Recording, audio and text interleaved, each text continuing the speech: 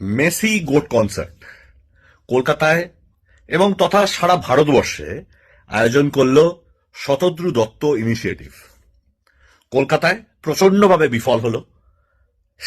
যেই দিন কলকাতায় বিফল হলো, ঠিক সেই দিন রাত্রে হায়দ্রাবাদে প্রচন্ডভাবে সফল হলো। তারপরে আমরা দেখলাম আজ মুম্বাইতে সচিন তেন্ডুলকর, লিওনেল মেসি এবং ভারতীয় দলের বেশ কিছু প্লেয়াররা এই কনসার্টে অংশগ্রহণ করলেন এবং এটা সর্বোচ্চ সাফল্য অর্জন করল। অতএব এই তিনটে কনসার্ট এখনো অব্দি যে তিনটে হয়েছে তার মধ্যে কমন নাম একটাই, সেটা হচ্ছে শতদ্রু দত্ত। একটা ফেলিয়ার হতে পারে, কিন্তু তিনটে ফেলিয়ার তো হয়নি, এবং একটা ফেলিয়ার হতে পারে এবং ব্যাক টু ব্যাক দুটো প্রচন্ডভাবে সফল। আশা করা যায় কলকাতার থেকে শিক্ষা নিয়ে দিল্লিতে যদি কখনো এটা হয় এবং এর পরবর্তীকালে যা হবে না হবে সেইটাও একইভাবে সফল হবে। অতএব সাফল্যের পার্সেন্টেজ হিসেবে 80% যার সাফল্য পার্সেন্টেজ রয়েছে তার নাম শতদ্রু দত্ত। এবার এই আনকমন ফ্যাক্টরটা কি, যেটা অসফল এবং সাফল্যের মধ্যে ফারাক গড়ে দিচ্ছে? সেটা হচ্ছে প্রত্যেকটা রাজ্য, মানে আমি যদি কলকাতা ভাবি তার মানে পশ্চিমবঙ্গ, আমি যদি মুম্বাই ভাবি তার মানে মহারাষ্ট্র, এবং আমি যদি হায়দ্রাবাদ ভাবি তার মানে তেলেঙ্গানা, এবং এরপরে যদি দিল্লি ভাবি তাহলে দিল্লি। সেই ক্ষেত্রে যেটা অসফলতার কারণ সেটা হচ্ছে তাদের রাজ্যের অর্গানাইজিং কমিটি। সেটা তো কখনোই শতদ্রু দত্ত নয়।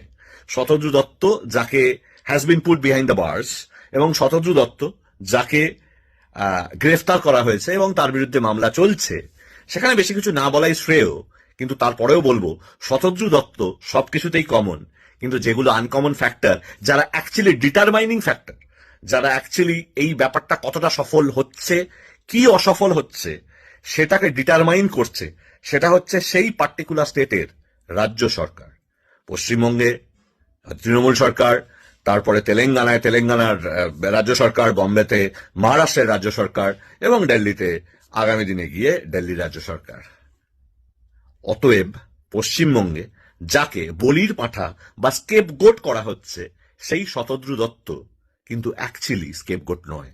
সে নিজের মতো করে যা ভাবে প্রণালী সাজিয়েছিল এবং যা ভাবে এই অনুষ্ঠানটাকে সাফল্যমণ্ডিত করে তুলতে চেয়েছিল, সেটা সত্যি সাফল্যমণ্ডিত হয়েছে।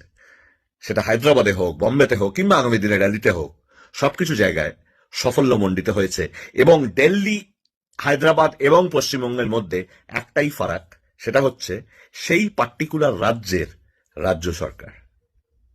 আমাদের এখানে আমাদের ক্রীড়ামন্ত্রী ছবি তুলতে আসে, আমাদের এখানে আমাদের ক্রীড়ামন্ত্রী তার পরিবার নিয়ে ছবি তুলতে আসে, আমাদের এখানে আমাদের ফিল্ম ফ্র্যাটার্নিটি কে রিপ্রেজেন্ট করে তথাকথিতভাবে একজন, যেই একজন তার পরের দিন তার হাজবেন্ডের পোস্টের জন্য মনে হয় যে আগের দিন সে রিপ্রেজেন্টেটিভ ছিল, এবং একইভাবে তার পরিবারের লোক, এবং একইভাবে আশেপাশের রাজনৈতিক ব্যক্তিত্ব, সেটা দমকল মন্ত্রী হতে পারে, সেটা ক্রীড়ামন্ত্রী হতে পারে, সেটা ক্রীড়া দপ্তর হতে পারে, সুরক্ষা দপ্তর হতে পারে, এবং আলটিমেটলি গিয়ে যুব ভারতী ক্রীড়াঙ্গনের 3 কোটি টাকার ক্ষয়ক্ষতি হয় শুধুমাত্র যে প্রাণপুরুষকে দেখা কিংবা তাদের ফুটবল ভগবানকে দেখা সেই লিওনেল মেসি তাকে না দেখতে পাওয়ার জন্য। অন্য রাজ্যরা কিন্তু দেখলো, সেটা হায়দ্রাবাদ হোক, মানে অন্য শহর দেখলো, সেটা হায়দ্রাবাদ হোক, সেটা মুম্বাই হোক, আগামী দিনে দিল্লি হোক। আমাদের কলকাতা ফুটবল প্রেমীরা কিন্তু দেখতে পেল না। তার জন্য দায় কার? শতদ্রু দত্ত সব জায়গায় কমন। আনকমন ফ্যাক্টরটা কারা? আমাদের রাজ্যের দমকল মন্ত্রী সুজিত বসু এবং আমাদের রাজ্যের ক্রীড়ামন্ত্রী অরূপ বিশ্বাস। তফাৎটা বুঝতে পাচ্ছেন?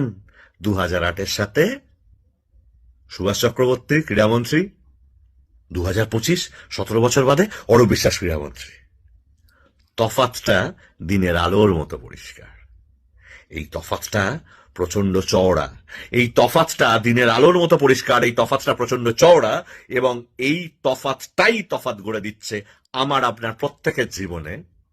যেখানে দাঁড়িয়ে লিওনেল মেসি কে উপভোগ করছে তাড়িয়ে তাড়িয়ে ভারতের অন্য শহরগুলো, আমরা কলকাতাবাসী তাড়িয়ে তাড়িয়ে উপভোগ করছি আমাদের রাজনৈতিক ব্যক্তিত্বদের, যাদেরকে আমি আপনি প্রতিদিন দেখি।